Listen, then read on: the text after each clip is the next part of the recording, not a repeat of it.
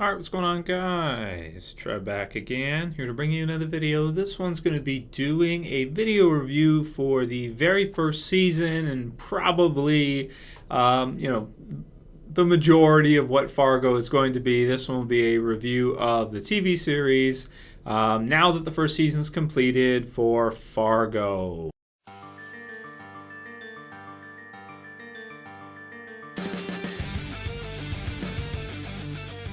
Alright, good stuff. So this one will contain some spoilers, but I'll try to keep them minor. I won't give away too many major plot points of the series as a whole. But if you haven't seen it yet, if you haven't seen the first season all the way through, then you may not want to watch this. If you don't plan on watching it anyway, then go ahead and watch. You can hear my thoughts on Fargo. Or if you just kind of watch the premiere, maybe a couple episodes, and we're like, I don't know if I'm going to finish it up, if I'm going to watch the rest of season 1, then you may like to see this video. Of course, if you've seen it, then yeah, you can watch the video for sure. So I just finished watching the final episode, the finale of season 1 of Fargo, and I found overall, I gotta say, it was a really fun show. It was a really fun series. It's basically 10 episodes for the first season. Each episode's long. It's like an hour long, basically. So, you're not getting that like 20-minute commercial block like most shows have, like The Walking Dead, for example. Every episode's 42 minutes. With Fargo, we got 60 minutes an episode and 10 episodes. So it's quite a bit of material to get, and I think that FX really did a good job with this series. Now, I've never seen the initial movie from the 90s. I had heard about it, but I never saw it. It's supposed to be based on a true story, but it's not. Or when I say it's supposed to be, they put it in the opening sequence, but it's total misinformation because it's not based on a true story. You get the idea pretty quickly after you've seen maybe an episode or two that this doesn't exactly feel right, like this would be realistic, and it's not. It's not. As you go through the series, you get more and more silly things happening to the point where you'll have like Lauren Malvo, character played by Billy Bob Thornton, who's probably he's one of my favorite characters from this show. Him and Martin Freeman's character, probably our lead character Lester Nygaard. Those two would be my favorites throughout the series. And at one point, Lauren actually he's kind of torturing this guy. He's hired by this guy to find somebody who's trying to kill him, and instead he kind of turns coat and decides that he's gonna get the money from him and take out whoever's been blackmailing him. So that's what Lauren does. And there's a moment when he fills like his plumbing system or his water system with like pig's blood or something like that. So the guy's having a shower and blood all comes through. And then you see afterwards he's like standing there with this like bucket. It's like it's totally not. That's totally not realistic that someone would do that. I'm not saying it's never been done. It's just a lot of things in it don't feel legit. They don't feel like it would work that way in the real world. So anyway, but nevertheless, it is a fun series. Out of the characters of the series, like I said, those two are my favorites. They're kind of our two main core characters. But then on the other side, we have the police. We have Molly and her husband, played by Colin Hanks, who's very good. Well, they're both pretty good, and they basically play like your straight edge kind of cop couple that is essentially trying to work out this whole situation. In terms of those two characters, I thought they were okay. I thought Molly was a bit annoying, but she's trying to do the right thing. So it's kind of a weird show. It's a show where you kind of feel for Lester at the start. You feel for what he's doing. You feel for what's happening to him. And then by the end of the first episode, it's kind of like, at least me personally, I don't totally agree with what he did in the premiere, where he basically kills his wife, essentially. This is a start to the show. He kills his wife in the first episode. Then it just goes on from there. And basically, his wife was always really nasty to him, really mean to him. So we kind of sympathize with him a little bit, even though his actions were totally ridiculous. Like killing somebody should never be justified, for no reason, like absolutely no reason. You can't really get behind somebody for doing that, but okay, so he does it, and even still, I like his character because you kind of get an idea of how miserable she treats him and how bad she is to him. And throughout the series, it's kind of like, as a viewer, I'm behind Lester, like I'm 100% behind him. I like him. I like Lauren. And by the end of the series, the writing actually kind of turns them against each other. So, and that's kind of where the series ends. There's also a time skip, which is a strange time skip for a 10 episode series. To be honest, I don't know how much I like the time skip, because when you have a series that's only 10 episodes like that, having a time skip in between kind of like breaks the first section and then creates like a new section. And that's not really enough episodes for a time skip, I don't think. So that part's a little bit weird. But basically, Lorne and Lester are the characters I watch the show for. Billy Bob Thornton's awesome as Lorne, and Martin Freeman's awesome as Lester. They're the two that I enjoyed watching in the series. But based on the conclusion, even though there's kind of been some talk about a second season for Fargo, if you see the ending of it, you kind of know that, what would they do with the second season? I don't want to get too into it because I don't want to get into spoiler territory or anything like that.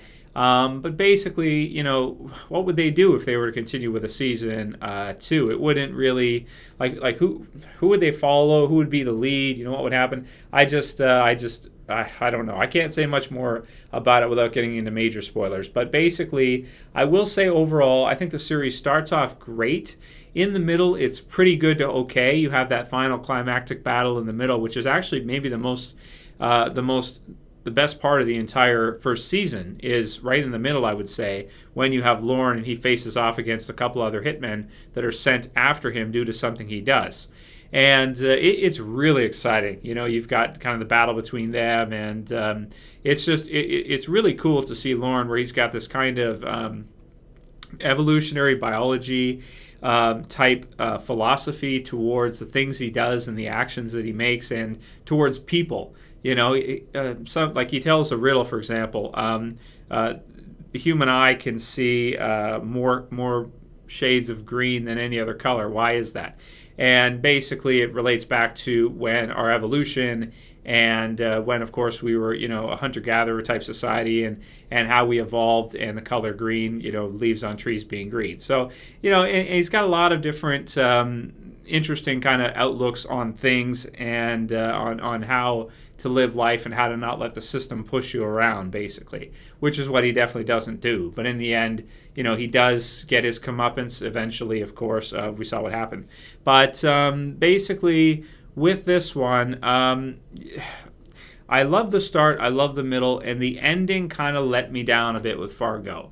It wasn't bad, don't get me wrong, it wasn't bad, but it wasn't the type of writing that would have taken this series to great. We didn't have the type of ending like we had in Breaking Bad that had this like legendary, amazing ending that was written just perfectly and had all these different little intricacies that tied in together and all these things. That's not Fargo. Fargo is kind of like a black, dark comedy drama, okay? It doesn't have that much comedy, but it has some, but the drama is definitely there. But it follows characters that you wouldn't normally think to follow, because their motivations don't always make sense. Sometimes they're selfish, sometimes they're just out to hurt people, this kind of thing, that it's hard to get behind a character like that. So in terms of my thoughts on the first season and on basically what will be the series, because who knows what would happen with the second season if they do it, I'm going to give it a 7.5 out of 10 as a whole. Now, I did give the premiere, I believe I gave it a higher score. I'd have to check, but basically it just kind of, in the end, it kind of fizzled out, a little anticlimactic. The middle part, it actually has a better, I would say, climax than the end does, I would have to say. I just personally don't really like the way they left it off. I don't really like the way they ended it. The point at which Lorne and Lester turn on each other also, I don't think, makes 100% sense. Lester sees Lorne, basically, and he kind of gives him up. He, in front of some other people, Lorne is like a hitman, so he's kind of always undercover type thing, or not really undercover, but he's playing roles in order to get his job done. So at one point he'll try to be like a pastor, at another point he'll pretend to be a dentist, and he'll kind of merge in like that.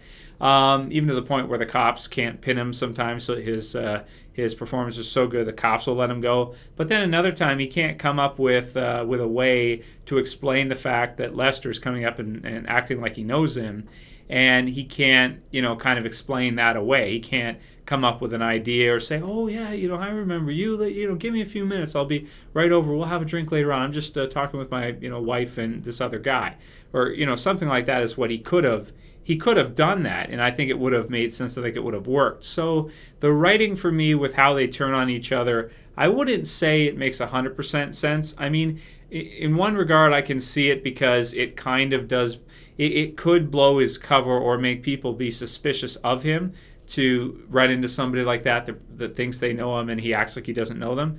But at the same time, it just kind of feels like a little, to me anyway, like, isn't he slick enough to come up with a way to, respond or to react that won't blow his cover, won't kind of screw things up for him. He can talk his way out of being arrested by the cops, but he can't talk his way out of running into Lester.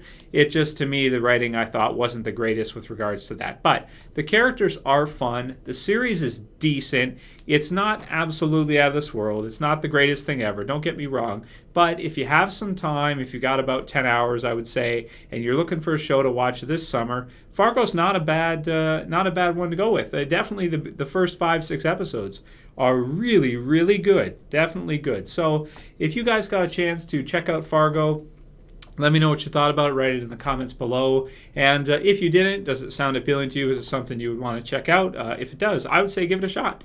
Give it a shot if you like Breaking Bad, if you like Sons of Anarchy, or even Game of Thrones, The Walking Dead, these kinds of shows. You may kind of like it because it's got that darker slant to it with some interesting philosophy mixed in from Lauren's perspective.